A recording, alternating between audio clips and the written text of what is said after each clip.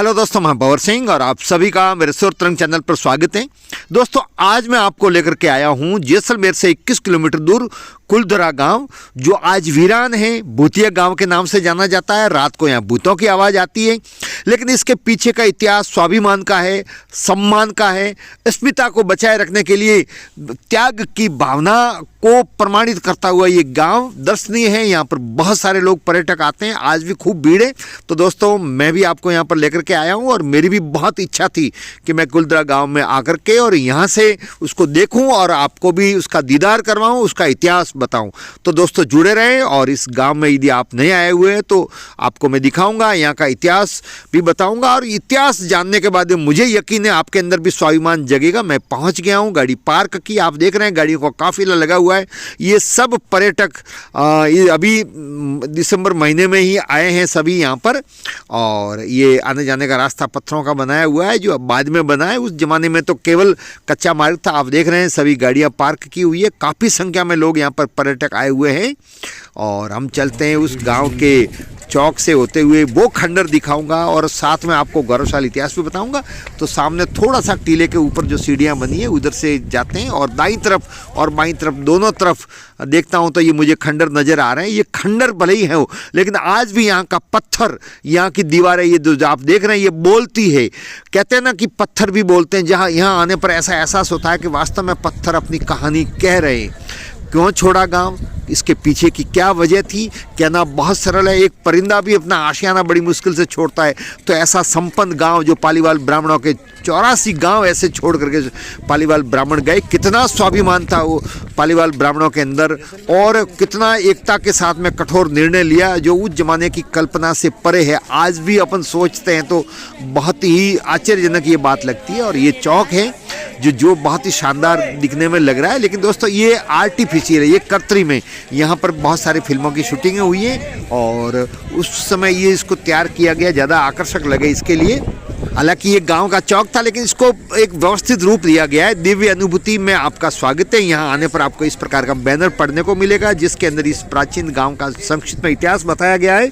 और यहाँ पर 2006 में सरकार ने वनस्पति विज्ञान के अध्ययन के लिए इस स्थान पर एक जुरासिक कैक्टस पार्क बनाया जो स्थापित किया। और 2011 में फिल्म एजेंट विनोद के कुछ दृश्य यहाँ फिल्माए गए। और 2017 में तमिल फिल्म थिरन अधिकारम ओंदू फिल्म जो बनी थी वो यहाँ पर बहुत उसकी शूटिंग हुई, उस दौरान इसको तैयार किया गया था। और ये चौक है जो बहुत ही सुंदर आपको नज़र आ रहा है, ये कृत्रिम बनाया हुआ है। हालांकि खंडर थे, उनको थोड़ा आगे का हिस्सा व्यवस्थित करके और सुंदर रूप दिया है। नीचे भी पत्थर लगाए, उस जमाने में पत्थर नहीं थे, लेकिन ये दिखने में बहुत अच्छा लग रहा है। और ऊपर चढ़ करके लोग फोटो खिंचवा रहे हैं, सेल्फी ले रहे हैं, वीडियो बना रहे हैं। बहुत सारा ये शानदार झरोखे और ये बने हुए, ये बाद में फिल्म की शूटिंग के दौरान बनाए थे, लेकिन यहाँ आने पर आपको ये बहुत अच्छा भी दिखेगा। लेकिन अब मैं वास्तविक घर आपको दिखा रहा हूँ अंदर जाकर के।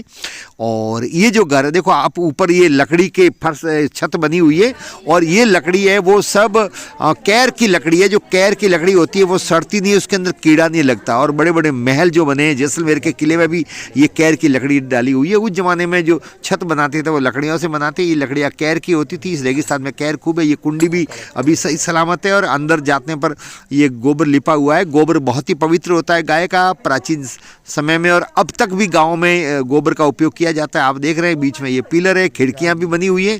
और ये ओखली है जो अनाज को उसके अंदर ओखली मूसल से कूटा जाता है और उसका उपयोग किया जाता है, जो आज भी साबित है। और दोस्तों, अब मैं आ गया हूँ छत के ऊपर, और छत से जो मैं आपको नज़ारा दिखा रहा हूँ, सामने ये मंदिर है। ये भी मंदिर तो था, लेकिन इसको उस शूटिंग के दौरान व्यवस्थित रूप दिया गया। और अब कैमरा घुमा करके जब मैं चारों ओर देख रहा हूँ तो ये असली गाँव जो पूरा बहुत ही बड़ा नज़र आ रहा है। बहुत समृद्धिशाली गांव था। 84 गांव जो पुष्करना ब्राह्मणों के थे, उसमें सबसे बड़ा गांव ये था। एक व्यापारिक केंद्र भी था। लेकिन दोस्तों, यहाँ पर उस समय ये जो 19वीं शताब्दी के आरंभ में खाली किया गया, इस गांव को बसाया था 13वीं शताब्दी के आरंभ में। और ये खंडर में जूम करके आपको दिखा रहा हूँ, तो व्यापारिक केंद्र भी था। और यहाँ के पालीवाल ब्राह्मण बहुत संपन्न थे, सिंचाई करते थे, खेती बाड़ी करते थे। खड़ीन जो एक फार्मूला ईजाद किया वो इन्होंने किया था। इस आसपास में बहुत ज़्यादा खेती भी होती थी, संपन्न थे, व्यापारी थे। लेकिन दोस्तों, इनकी एक खूबसूरत कन्या थी जिस पर उस जमाने का दीवान महारावल थे गज सिंह जी, उनका दीवान था सालिम सिंह, जो बहुत ही क्रूर प्रवृत्ति का था। कुदृष्टि उसकी पड़ी उस कन्या पर। उस कन्या को उसने प्राप्त करने की कोशिश की, पालीवाल ब्राह्मण नहीं माने। उसके बाद में वो नाराज हुआ, राजा को भी भ्रमित किया और उन पर बहुत टैक्स लगाए। इधर पानी की भी फिर कमी रह गई। उसका व्यवहार, उसके आचरण से दुखी होकर के आखिरकार मजबूरी में, वैसे दोस्तों मैंने कहा ना कि कोई परिंदा होता है वो भी अपने घोंसले को आसानी से नहीं छोड़ता है, तो अपने आशियाने को, इतना व्यवस्थित गांव को छोड़ना कोई बड़ी वजह रही होगी और वजह यही थी, अपनी इज्जत को, अपनी आन बान और शान को बचाए रखने के लिए पालीवाल ब्राह्मणों ने 84 गांवों ने एक निर्णय लेकर के और रात को अचानक चुपचाप इस गांव को खाली कर दिया, जो मैं आपको दिखा रहा हूं। तो ये दोस्तों गांव ही बता रहा है कि ये गांव कितना संपन्न था। आज भी सबकी दीवारें पक्की है, जबकि उस जमाने में पक्की दीवारें बहुत कम हुआ करती थी। देखो आप, ये खंडर में पूरा दिखा रहा हूं और काफ़ी बड़े बड़े मकान है। इससे लगता है कि उस जमाने में यहाँ रहने वाले लोग कितने संपन्न थे। और ये जो गोबर और लिपाई की हुई, ये बाद में की है, लेकिन उस जमाने के लोग गोबर से ही घरों को लिपा पोती करते थे। यहाँ पर जो पर्यटक आए हुए हैं वो फोटो ले रहे हैं, सेल्फी ले रहे हैं, देख रहे हैं। और ये जो सामने मंदिर जो मैंने बताया पहले भी, ये सामने मंदिर है और ये पूरा चौक है और इसके बाहर भी चित्रकारी की हुई है।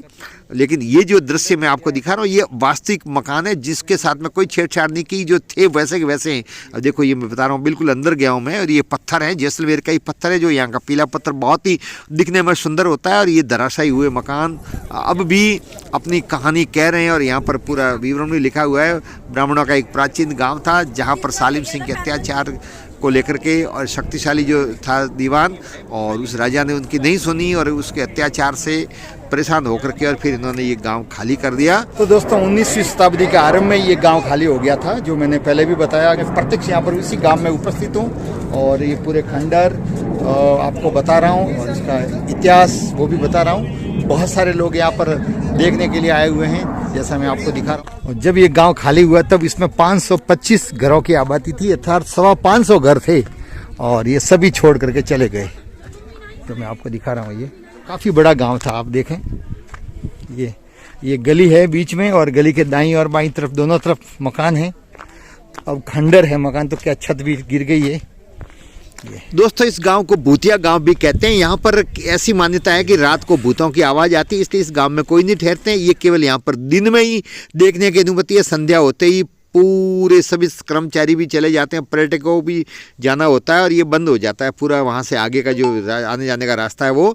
और ऐसा प्रयोग करके भी लोगों ने देखा अनेक बार। यहाँ पर बहुत सारे जो हमारे प्रबुद्ध लोग हैं वो वहाँ पर आकर के देखा, लेकिन वास्तव में रात को आवाज़ आती है भूतों की और उनकी जो आत्मा है वो आज भी यहाँ पर निवास करती है। और दोस्तों जब मकान छोड़ा, घर छोड़ा, गांव छोड़ा, तो उन लोगों की आत्मा बहुत दुखी हुई थी। मजबूरी में उन्होंने छोड़ा और छोड़ते वक्त उन्होंने श्राप दिया था कि यहाँ पर भीषण पानी की कमी रहेगी और कभी तुम सुखी नहीं रहोगे। सालिम सिंह भी कभी सुखी नहीं रहे और उनके फिर बाद में बहुत सारे कष्ट भी उनको सहने पड़े, जो मैंने अलग से एक वीडियो में बताया है। तो दोस्तों ये गाँव है कुलधरा, जो भूतिया गांव के नाम से भी जाना जाता है। आप देख रहे हैं पर्यटक खूब आए हुए हैं और अभी छुट्टियां भी चल रही है, तो खूब लोग देखने के लिए आ रहे हैं यहाँ आकर के और यहाँ का इतिहास जानते हैं। और ये कि स्वान भी बैठा हुआ है ऐसी ठंड में भी। तो दोस्तों आप भी समय निकाल करके ज़रूर यहाँ पर आए। ये कुलधरा गांव जैसलमेर से 21 किलोमीटर दूर है और खुद का वाहन हो तो बढ़िया, नहीं तो टैक्सी लेकर भी यहाँ तक पहुँच सकते हैं। तो दोस्तों आपको ये वीडियो कैसा लगा कमेंट जरूर करें, वीडियो को लाइक करें, शेयर करें और चैनल को सब्सक्राइब नहीं किया हो तो चैनल को सब्सक्राइब करें। वीडियो देखने के लिए आप सभी का बहुत बहुत धन्यवाद। जय हिंद।